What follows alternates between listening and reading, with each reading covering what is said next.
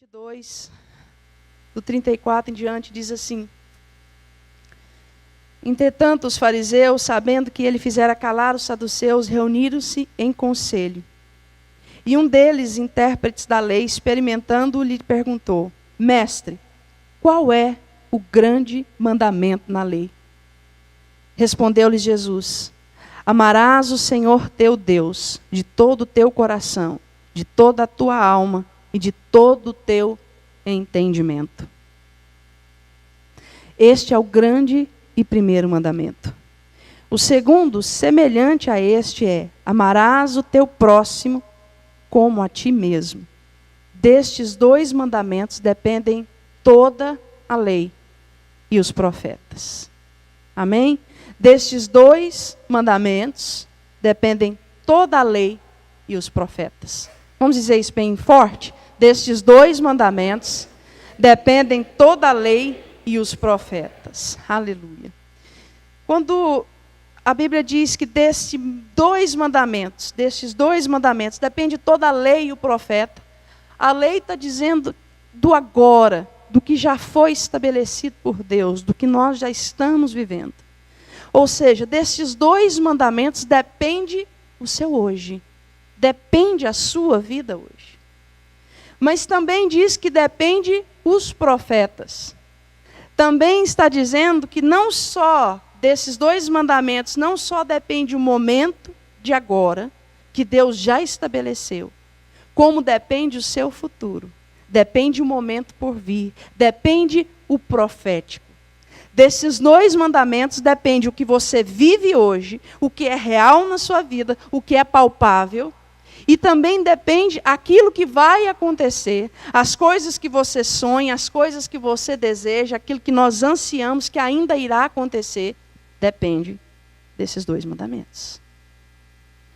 E ontem eu estava lendo o resumo da lei, a partir de Deuteronômio 18. Deus manda que Moisés resuma a lei para o povo, repita a lei. Você imagina que o povo ficava de pé, ouvindo Moisés repetir a lei. Eu não sei como é que vocês sabem como é que funcionava o microfone antigamente. Vocês sabem como é que funcionava o microfone antigamente? Alguém ficava, garganta, exatamente. E alguém ficava no meio do povo, repetindo, para uma certa altura. É como se ali o Ricardo está sentado mais ou menos no meio da igreja. Era como se eu falasse daqui. E o Ricardo repetisse a mesma coisa que eu falei para aquele grupo que está atrás. E aí o Danilo repetia a mesma coisa para o grupo que estava atrás e ia se ouvindo aquilo. Então a leitura da lei dava mais ou menos umas 6 horas de leitura. Imagina com essa repetição toda. Mas o povo ficava ali, firme. Mulher, criança, todo mundo ouvindo as palavras da lei. Deuteronômio 28 tem mais ou menos 50 e poucos versículos de bênção e maldição para quem cumpre a lei e para quem deixa de cumprir a lei.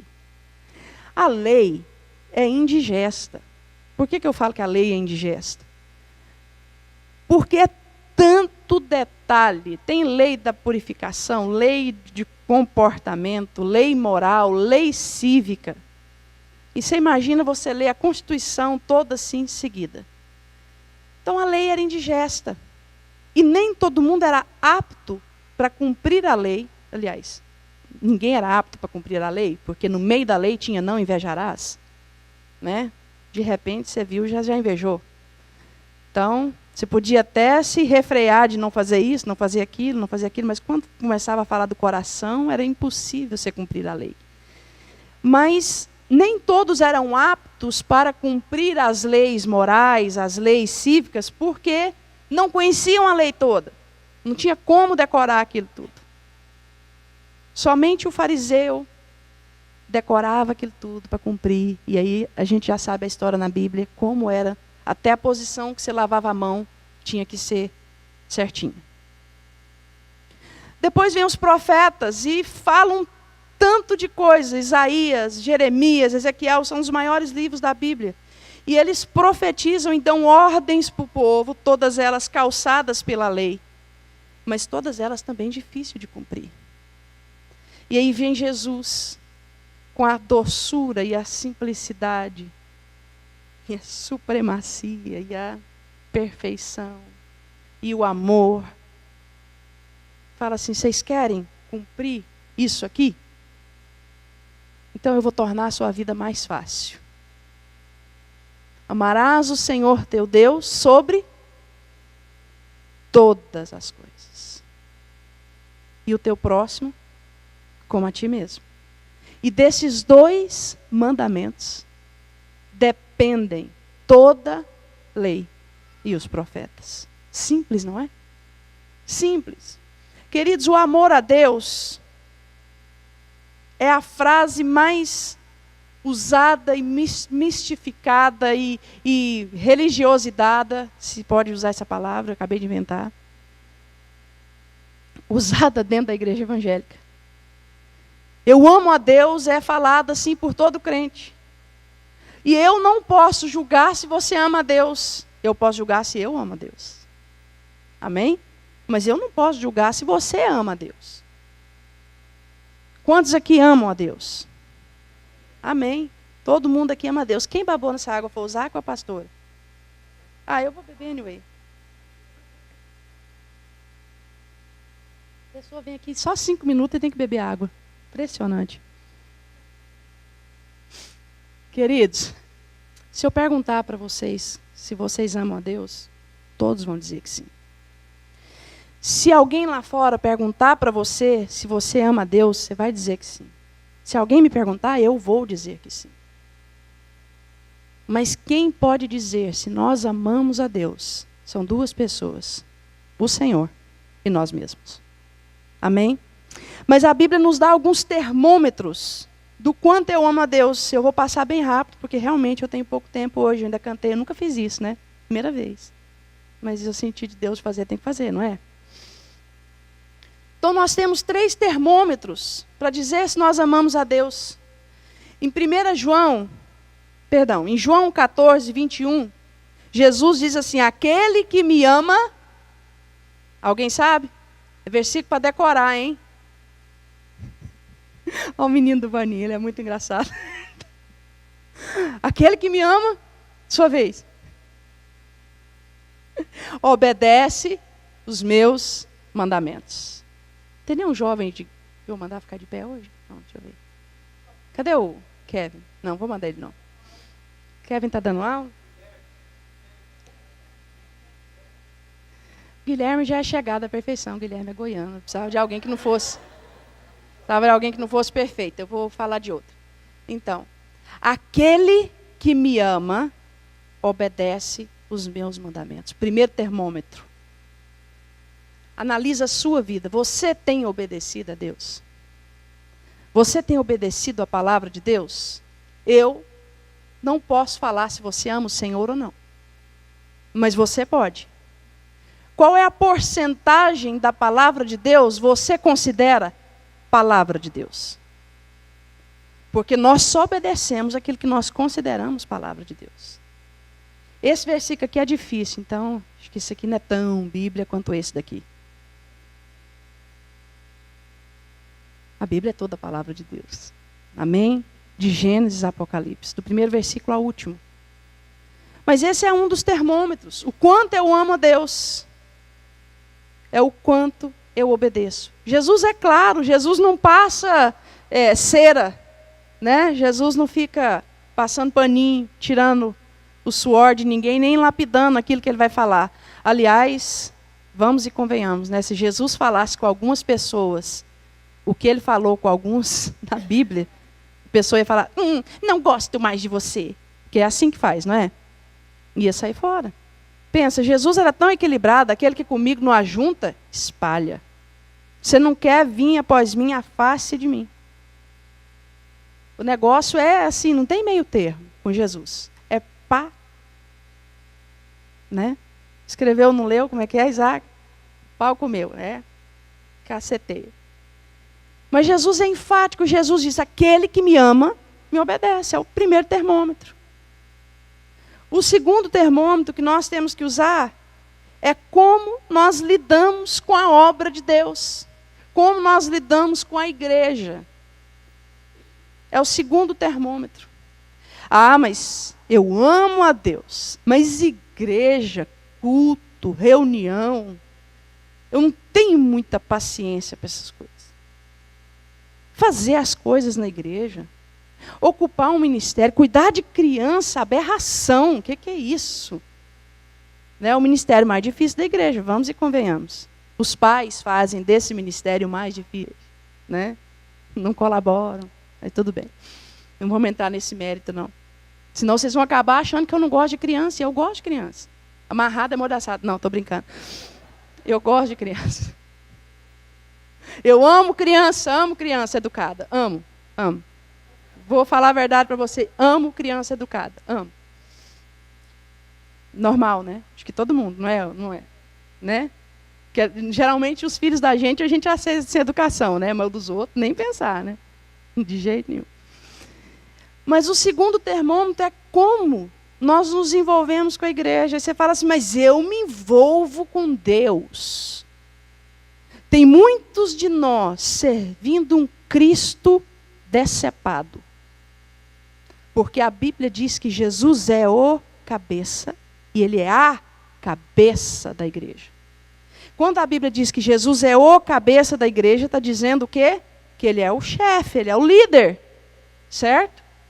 Mas aqui está dizendo, vou dar o versículo para você, em Efésios 1, 18, está dizendo que Jesus é a cabeça do corpo. Acho que eu anotei errado.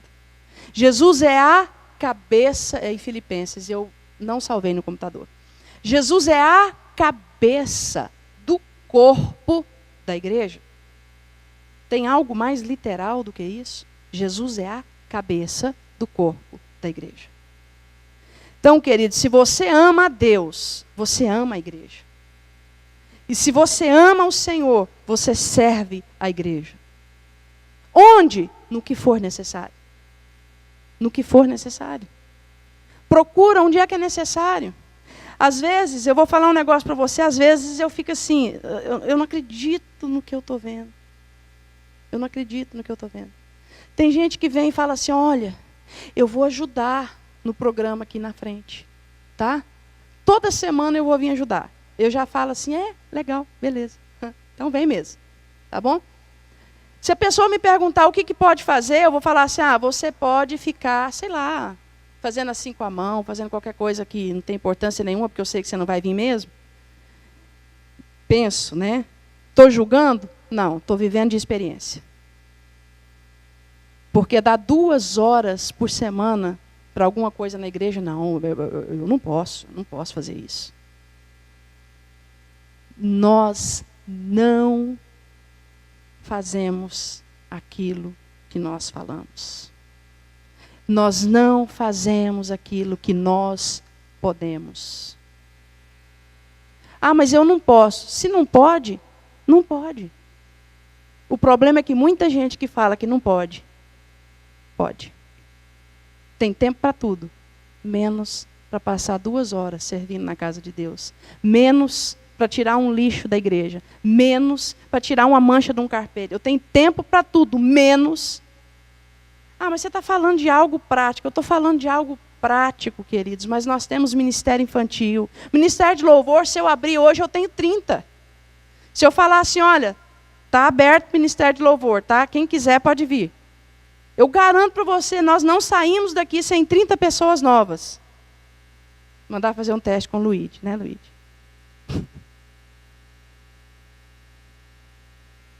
O ministério infantil, se eu vier aqui na frente chorar, e implorar e babar, a gente não sai daqui nem com um, oferecendo para ficar com as criancinhas. Essa é como a gente lidar. É como a gente mostra o nosso amor ao Senhor. Terceiro termômetro, o nosso relacionamento com os nossos irmãos. A palavra de Deus diz em 1 João, esse é 1 João, 1 João 4, do 7 ao 21, fala assim, se você diz que ama a Deus, mas não ama seu irmão, seu amor não é verdadeiro. Porque como você não ama o irmão que você está vendo e você diz que você ama a Deus que você não está vendo? Claro e simples assim. Claro e simples assim. Queridos, olhem para mim, eu sei que vocês nunca viram Jeremiah, aquela lá é a Lídia, tá? O nome dela, sei que vocês não conhecem. Olhem para cá, por favor. Não deixa nada roubar a sua atenção, ok? Então nós precisamos rever o nosso amor por Deus. Quando nós falamos que amamos o Senhor, eu acredito que nós amamos o Senhor. Mas o nosso amor não pode ser apenas de palavra. O nosso amor tem que ser de palavra, de realidade de vida. Amém? Quem ama tem realidade de vida. Esse mês, o nosso tema é os ensinamentos de Jesus. E o primeiro ensinamento que Jesus deu foi esse: amar o Senhor acima de todas as coisas. Amém? Como nós vamos alinhar a nossa vida ao ponto de amar a Deus acima de todas as coisas? Primeiro, nós precisamos entender quem Ele é. Quantos aqui entendem que Deus é Deus? Amém? Tem um versículo que eu gosto muito em Apocalipse, que Deus fala assim: vocês me serão por filhos e eu vos serei por Deus. Você sabe por que Deus fala eu vos serei por Deus? Porque a imagem de pai, ela está deturpada. Nem todo pai pode falar assim: olha, esta é a imagem de Deus para a paternidade. Amém? Vocês concordam comigo? Essa é a realidade. Então nós vemos hoje pais ou são severos demais, é aquele pai que arrebenta o menino, ou ele é omisso, é aquele pai que o menino pode fazer o que quer, que ele não está nem aí. Deus não é severo demais, mas Deus não é nada, nem um pouco, nem 1% omisso. Precisou de correção? Deus vai corrigir. Amém? Fale isso para o seu irmão. Se precisar de correção, o pai vai corrigir. Então, ele está falando assim: eu não quero que você me trata como você trata o seu pai no mundo, não. Eu sou Deus. Eu sou Deus. E você precisa entender que eu sou Deus. Deus diz isso. Amém? Você precisa entender que o nosso relacionamento é um relacionamento de amizade, é um relacionamento de amor, é um relacionamento íntimo, mas em nenhum momento, filho, eu vou deixar de ser Deus. Amém? Em nenhum momento eu vou deixar de ser Deus, eu vou continuar sendo Deus. Então, para nós amarmos a Deus, nós precisamos entender quem Ele é. Nós precisamos entender o que Ele fez. Ele morreu por nós na figura de Jesus. Jesus Cristo veio e morreu por mim e por você. Ele pagou um alto preço pela nossa vida. E até aí todo mundo entende bem. Todo mundo entende bem? Alguém tem dúvida de que Deus é Deus? Não. Alguém tem dúvida da obra da cruz? Não. Então a terceira coisa que nós precisamos entender para amar a Deus é entender o propósito. Porque quando nós entendemos o propósito, nós mudamos a nossa prioridade. Ok? O Ricardo tem uma companhia de pintura. Tem alguém que trabalha com você aqui hoje? O Douglas está aqui? Douglas faltou culto. Todo mundo ligando para o Douglas, hein? Ok? O Ricardo tem uma companhia de pintura. Então, olha só que coisa inteligente que eu vou falar para vocês. Companhia de pintura faz o quê? Pinta. Oh, não, fala se eu não sou um gênio. QI elevadíssimo que eu tenho. Então, companhia de pintura pinta, certo? Propósito dele é pintar a casa, certo? Errado. O propósito dele é receber o dinheiro. É ou não é? Vamos e convenhamos. Qual é o propósito do Ricardo? Ganhar dinheiro, hello. Nesse caso não é nem receber, ganhar, é receber, né? Porque ele está fazendo um serviço, né? Está ganhando nada, né, Ricardo? Ninguém está te dando nada. Mas então, olha para você ver como nós somos ruins para colocar prioridades. Qual a prioridade dele? Pintar? Não. Ganhar dinheiro. Certo? Por que, propósito? Porque o propósito dele é ganhar dinheiro. Ele tem as prioridades quando ele entra. Ele pega uma obra para fazer. Então, quando ele chega na obra, imagina o Douglas. Eu vou falar do Douglas, ele não está aqui, né? Imagina o Douglas pega uma vassoura, varre a casa todinha. Né? Depois ele vai nos rodapés, tira sujeirinha com cotonete, limpa tudo e olha para o Ricardo e fala assim: Ricardo, ó, limpei tudo. Tá, Douglas, mas e aí? Você gastou 6 horas varrendo. Você não pintou. Ah, era para pintar. Nosso propósito é pintar, né? Sim. Aí ele chega para o cara que contratou, ele fala assim, então, não pintei sua casa, mas eu varri ela todinha. Ele vai receber? O cara contratou ele, qual foi o propósito? Pintar? Não é assim? Nós temos que estabelecer propósito na nossa vida e entender qual é o propósito de Deus para a nossa vida e mudar as nossas prioridades. Propósito de Deus para a nossa vida é eternidade. E nós vivemos com a nossa cabeça aqui. Nós ficamos varrendo o chão, enquanto o propósito de Deus para nós é eternidade. Por que Jesus fala assim, junta tesouro, mas não aqui. Junta onde? No céu.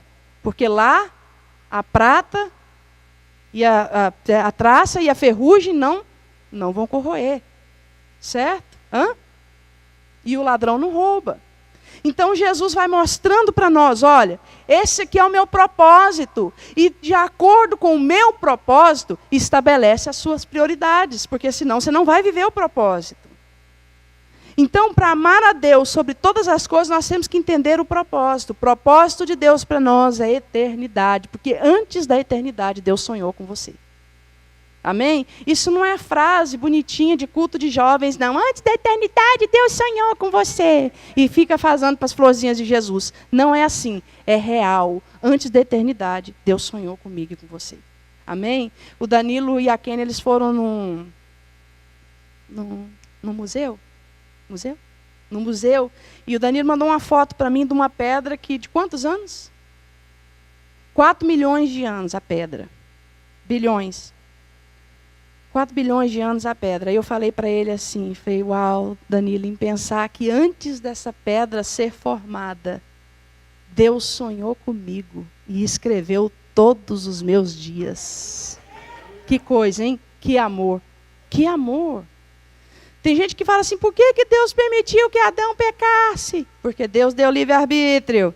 E Deus sonhou comigo e com você. Por isso, Ele deixou todas as coisas acontecerem. Porque aqui na frente, estaria eu e você aqui, ó, sentado nesse lugar, vivendo o propósito dEle.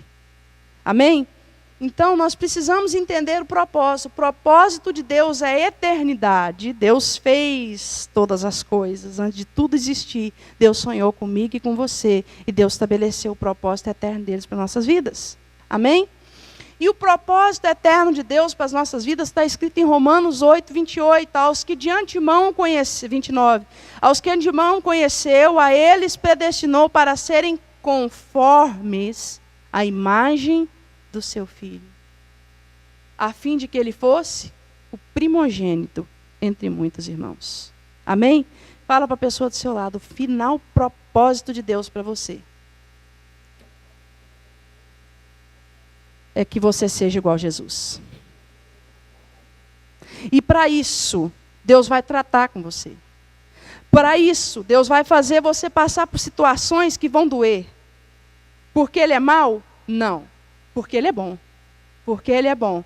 E Ele quer fazer você entrar no propósito. Amém? Todas as coisas cooperam para aqueles que amam a Deus e que foram chamados segundo o seu propósito. Se nós amarmos a Deus sobre todas as coisas, nós vamos estabelecer prioridades diferentes para que nós possamos entrar no propósito. Eu quero que vocês fiquem com o exemplo que eu dei do Ricardo na sua cabeça. O propósito dele é ganhar dinheiro. E porque o propósito dele é ganhar o dinheiro do contrato, ele tem que fazer o que o contrato dele pediu, pintar a parede. Amém? Não adianta ele entrar lá e varrer a casa, e encerar o chão e polir. Não vai adiantar. Ele não vai atingir o propósito, que é receber o dinheiro, porque pintou a casa. Amém? Então, se você e eu não mudarmos as nossas prioridades, nós não vamos atingir o propósito, que é sermos a extensão da família de Deus aqui na terra. Amém? Deus olhou um dia, eu já cansei de falar isso na aula, eu vou falar para vocês que não vêm na aula. Aliás, por favor, venham na aula. Não é proibido vir todo mundo, tá? Não é não, tá? Não é proibido vir mulher grávida, não estou jogando direto para ninguém. Não é proibido vir mulher grávida, não é proibido vir marido de mulher grávida, entendeu? Não é proibido vir mãe, não é obrigado vir, não é proibido, tá? Só quero avisar, no bom sentido, que não é proibido. Já falei isso 300 vezes na aula e vou falar mais uma vez. Deus decidiu estender a comunhão gostosa que ele vivia no céu. Deus resolveu estender a perfeição do céu na terra, quando ele criou Adão e Eva. Quem é Adão e quem é Eva? A continuação da família do céu. Eles caíram, mas o segundo Adão veio, zerou tudo para nós. E nós hoje somos a continuação da família do céu. Você carrega em você o mesmo DNA que há em Jesus Cristo. Amém? E nós vamos carregar também a mesma imagem, o mesmo caráter. Quantos creem nisso? Amém? Vamos ficar de pé.